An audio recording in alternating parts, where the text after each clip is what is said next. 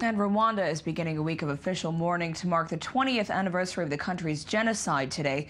President Paul Kagame will light a torch that will burn for 100 days, the length of time that the genocide lasted. A diplomatic row has prompted Rwanda to bar France's ambassador, Michel Flech, from attending the event. At least 800,000 people, mostly ethnic Tutsis and moderate Hutus, died at the hands of Hutu extremists in 1994. And joining us on the phone now from Rwanda is Jennifer Hatton, a Peace Corps volunteer. Thank you for joining us.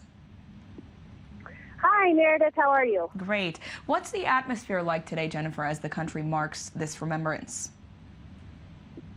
Well, I am talking to you. I'm standing outside the National Stadium. It's called Amahoro Stadium, which means Peace Stadium, and there are many, many people standing outside. And inside is Mr. Paul Kagame, President Paul Kagame, and he is going to be giving a speech, and he is joined by UN Secretary General Ban Ki-moon.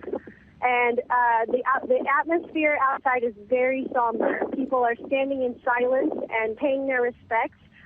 There have actually been several people taken out of the stadium because they are just overwhelmed by grief, overwhelmed by the emotion of the day.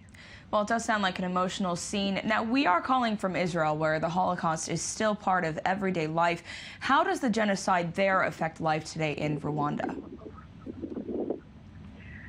I would say typically Rwandans don't broach the subject on a day-to-day basis. The month of April is reserved as a commemoration month. So that is when people will share stories. They will take time to remember their loved ones. They will hold events in their villages to commemorate. But typically for the rest of the year, it's not something that's ordinarily discussed. So this is a pretty significant time because it is the time when Rwandans take the time to grieve and to acknowledge what happened.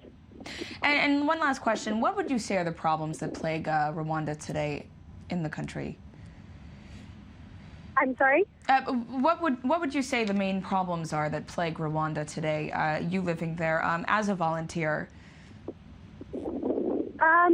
Rwanda has actually made an incredible turnaround. The infrastructure here is outstanding, especially by East African standards. The life expectancy, they just announced that the life expectancy just jumped up to 64 from 48. So health has just been on the rise. Everything is really improving a lot here. I would say there are still difficulties with mental health, as you can imagine.